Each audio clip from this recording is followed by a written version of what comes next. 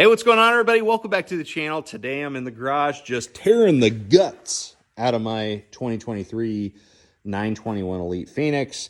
We're getting ready to sell. So if you know anybody that's looking for a fully just decked out 921 Elite, I'll give you $500 if you find a buyer for me. I'm going to be doing a full video now that I've been able to pull everything out. I'm going to detail it. I'm going to do a full video on it, but if you have any questions about it, just drop me a comment, but I'll give you $500 if you find the eventual buyer for my 921 Elite. Cause I got my 920 coming in this week, and, really I could find, a place to put the boat on, our property here. So space isn't as big of an issue, but, I don't want to make 2 boat payments for very long. So help me find a buyer. But anyways, today what I want to talk about is my new battery system we got. Okay, we've got ProGuide lithium batteries is what we're going to be running for our trolling motor system, and also the AGMs for the cranking battery and the house power, so like electronics and all that. But we're going to be switching to a 36 volt system. Okay, so 36 volt battery, 50 amp hour is what we're going to be running, which I'm really excited about because I'm going to be having 2 of these in the boat. So that gives me some redundancy. So if something goes wrong with one battery or I run out of power on one battery, I have the other battery to run off of. We essentially have the same amp hour rating compared to my last system, which was 3 12 volt lithiums in parallel. Or in series rather. So series is, 3 12 volt batteries linked together to make 36 volt. Parallel is actually where you add the amp hours. And that's what I wanted to talk about today, is that amp hour rating. So right there, that is a very important number for your trolling motor batteries.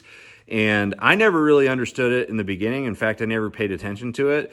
But over the years, I've really learned, and it's because I've worked with these great brands, I've really learned that amp hour rating is really the deal when it comes to your trolling motor system.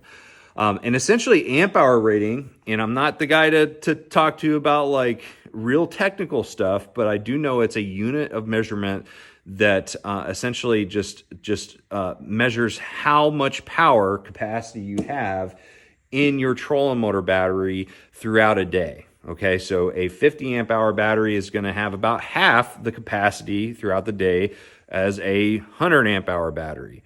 However, even though we all want to get like the biggest and greatest that we possibly can, a lot of times there's budgetary restrictions that mean that we really have to be picky as far as like what we choose in the market. Okay, and that goes with batteries too. So and I'm not going to say that I recommend 100 amp hours for every single situation, right? Because a lot of times that's like so overkill that it's not even really necessary, and you could have all of the power needs met with a much less expensive battery, or even a smaller battery for you. So for instance, if you're a angler that fishes in a small lake, okay, or small fisheries, very low current situations, maybe you're not using the trolling motor to go through like a bunch of grass flats or really power through grass, and often you don't get a lot of real heavy wind, or maybe you're an angler that doesn't even like to fish in the wind, so you just avoid those days. A lower amp hour rating is going to be plenty in most cases for you. So like one 36 volt 50 amp hour battery is going to be plenty for those small fisheries, those fisheries that don't see a lot of current, don't have a lot of vegetation, and don't have a ton of wind generally affecting them. That's going to be plenty. You don't need to get a second battery to get up to 100 amp hours, right? Also, if you have a smaller craft, like a small kayak or john boat, something that's lighter, it's going to create less resistance in the water than this big old 21-foot bass boat. You're going to need less amp hours to really, have a successful and carefree fishing day, right? Day after day after day. So it really depends on the type of fishery that you're fishing, how you're using it, the conditions, and also the craft that you're using. So you can get away with a smaller amp hour battery. So don't feel pressured into getting something that's 100 amp hours when you can't afford that, right? But if you're a tournament angler or somebody that fishes big water, like if you're up in the Great Lakes, that type of situation, high current situation, lots of wind, constantly fighting those conditions, or even if you're down south on Lake Okeechobee or something like that, where you're essentially fishing these large, expansive grass flats that you have to use your trolling motor to traverse through, you're going to need a pretty high amp hour rating. I would say around 100 amp hours really is where you need to be. So you might have to buy 2 of these 50 amp hour batteries. So one is your primary and one is a backup.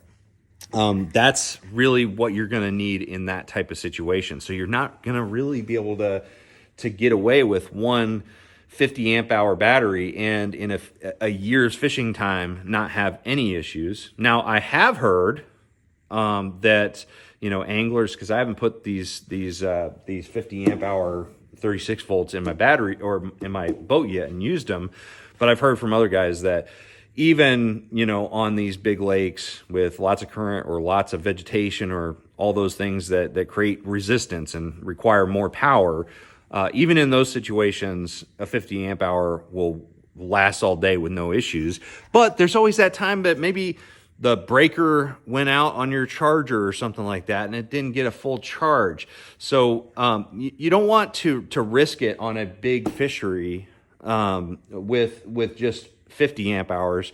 You're probably going to need that 100 amp hours. So anyways, and there's also different amp hour ratings too. There's not just 50 and 100. I'm just using those as an illustration because those are the most common battery sizes. In fact, ProGuide, which is the brand that I'm working with now, they've got a lot of cool stuff coming out, and so you may see some different amp hour ratings coming out in the future that tournament anglers especially are going to really like them.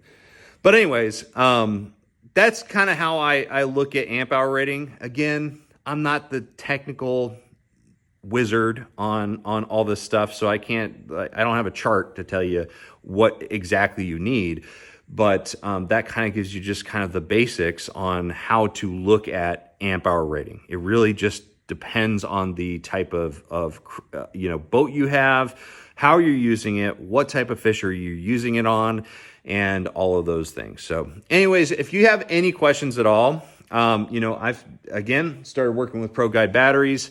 They are awesome. They're family owned. They're just an amazing brand. I haven't used the product yet. Obviously, it's sitting right here on the top of the deck, but I love the brand. I love the people behind it, and so I want to help you guys pick out the best battery system possible. So if you ask me a question that you've been dying to figure out about your battery system, or a system that you're looking to buy, I will talk to the ProGuide folks if I don't know the answer right off the top of my head, and I will bring it back to you. So let me know in the comment section below if you have any of those questions, or if you want me to do a video on another topic relating to my power system. I want to know. Thank you guys for watching. Make sure you like, share, subscribe. Check out ProGuideBatteries.com, and I'm going to see you out on the water. Trust the process.